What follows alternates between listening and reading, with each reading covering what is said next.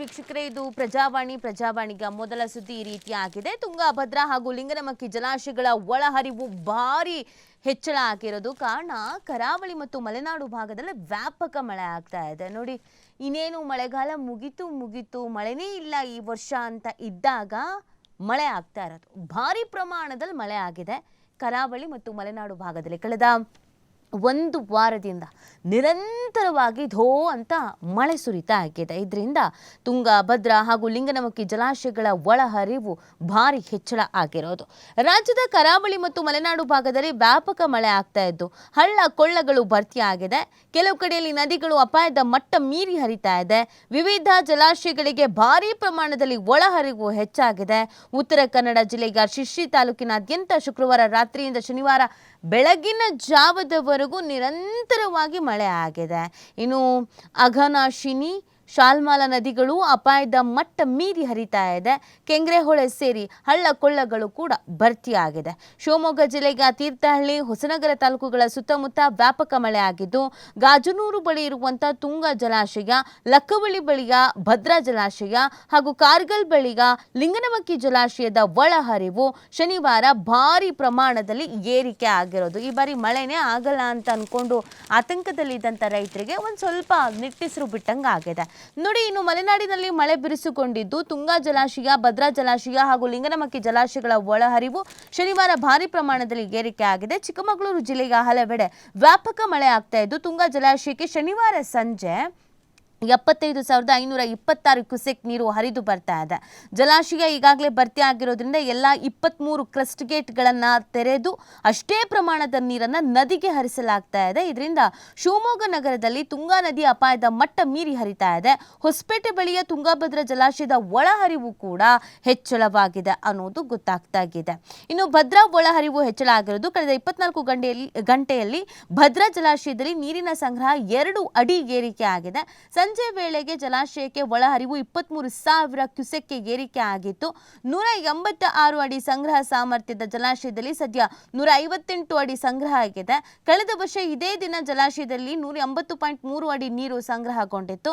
1,819 ಅಡಿ ನೀರು ಸಂಗ್ರಹ ಸಾಮರ್ಥ್ಯದ ಲಿಂಗನಮಕ್ಕಿ ಜಲಾಶಯದಲ್ಲಿ ಸದ್ಯ 1,777.95 ಅಡಿ ಸಂಗ್ರಹ ಇದೆ. ಕಳೆದ ವರ್ಷ ಇದೇ ಅವಧಿಯಲ್ಲಿ ಕೂಡ ಇದಕ್ಕಿಂತ ಒಂಚೂರು ಪ್ರಮಾಣದಲ್ಲಿ ಜಾಸ್ತಿ ಇತ್ತು ಅನ್ನೋದು ಗೊತ್ತಾಗ್ತಾ ಇದೆ. ಇನ್ನು ಮಾಲತಿ ನದಿಗೆ ಪ್ರವಾಹದ ಭೀತಿ. ತೀರ್ಥಹಳ್ಳಿಯ ಬಳಿ ಮಾಲತಿ ನದಿ ಪ್ರವಾಹದಿಂದ ನಾಬಳ ಗ್ರಾಮದ ಸೇತುವೆ ಮೇಲೆ 5 ಅಡಿಯಷ್ಟು ನೀರು ಉಕ್ಕಿ ಹರಿತಾ ಇದೆ.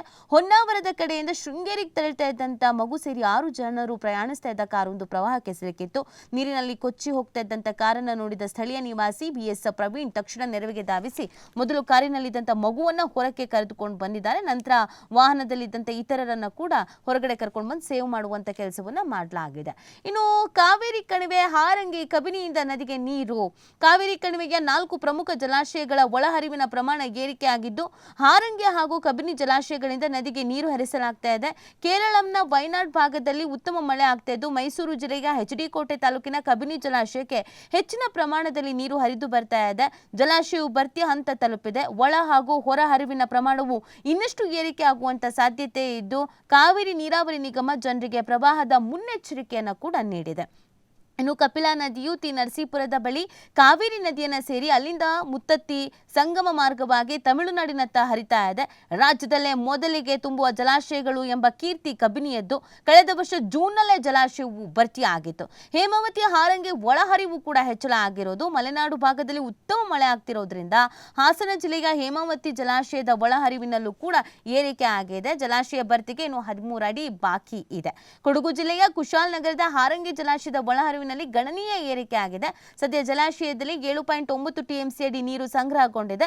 ಕಳೆದ 3 ದಿನಗಳಿಂದ ಧಾರಾಕಾರ ಮಳೆ ಆಗ್ತಾ ಇದ್ದು ಕಾವೇರಿ ಹಾಗೂ ಹಾರಂಗಿ ನದಿಗಳ ನೀರಿನ ಮಟ್ಟ ಏರಿಕೆ ಆಗಿದೆ. ನೋಡಿ, ಕಾವೇರಿ ನೀರಿನ ಮಟ್ಟ ಇಳಿಕೆ ಆಗಿದೆ. ನೀರೇ ಇಲ್ಲ ಅಂತೆಲ್ಲ ಹೇಳ್ತಾ ಇದ್ವಿ. ಈಗ ಒಂದು 4 ದಿನದಲ್ಲಿ ನೋಡಿ ಸುರಿದಿರುವಂತ ಭಾರಿ ಮಳೆಯಿಂದ ಎಲ್ಲವೂ ಚೇಂಜಸ್ ಆಗ್ತಾ ಇರೋದು. KRS ಒಳಹರಿವು ಕೂಡ ಏರಿಕೆ ಆಗಿದೆ. ಕೊಡಗು ಜಿಲ್ಲೆಯಲ್ಲಿ 2 ದಿನಗಳಿಂದ ವ್ಯಾಪಕ ಮಳೆ ಸುರಿತಾ ಇರುವಂತ ಕಾರಣ ತಾಲೂಕಿನ KRS ಜಲಾಶಯದ ಒಳಹರಿವು ಹೆಚ್ಚಿದ್ದು ನೀರಿನ ಮಟ್ಟ 95 ಅಡಿ ತಲುಪಿದೆ ಅನ್ನೋದು ಗೊತ್ತಾಗ್ತಾ ಇದೆ.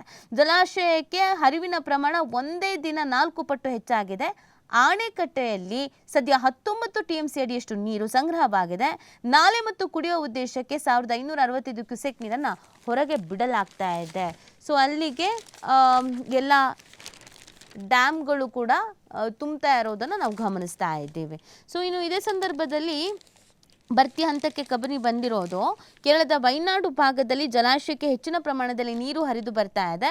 ಜಲಾಶಯ ಭರ್ತಿ ಆಗುವ ಹಂತ ತಲುಪಿದ್ದು ಶನಿವಾರ ಸಂಜೆ ಕಪಿಲಾ ನದಿಗೆ 12,000 ಕ್ಯೂಸೆಕ್ ನೀರು ಹರಿಸಲಾಯಿತು. ಒಳ ಹೊರ ಹರಿವಿನ ಪ್ರಮಾಣ ಏರಿಕೆ ಆಗುವಂತ ಸಾಧ್ಯತೆ ಇದೆ. ಸುರಕ್ಷಿತ ಸ್ಥಳಗಳಿಗೆ ತೆರಳೋಕೆ ಕಾವೇರಿ ನೀರಾವರಿ ನಿಗಮ ಜನರಿಗೆ ಎಚ್ಚರಿಕೆಯನ್ನು ಕೊಟ್ಟಿರೋದು. ಅಂದ್ರೆ ಇವತ್ತು ನಾಳೆನೂ ಇದೇ ಪ್ರಮಾಣದಲ್ಲಿ ಮಳೆ ಆಯಿತು ಅಂತಂದ್ರೆ ಖಂಡಿತವಾಗಿಯೂ ಸಮಸ್ಯೆಗೆ ಎದುರಾಗುತ್ತೆ. ಆ ಕಾರಣಕ್ಕಾಗಿ ಬೇರೆ ಕಡೆಗೆ ಮೂವ್ ಆಗೋದು ಸೂಕ್ತ, ಮತ್ತೆ ಎಚ್ಚರಿಕೆಯಿಂದ ಇರಿ ಅನ್ನುವಂಥ ಸೂಚನೆಯನ್ನು ಕೂಡ ಕೊಡಲಾಗಿದೆ.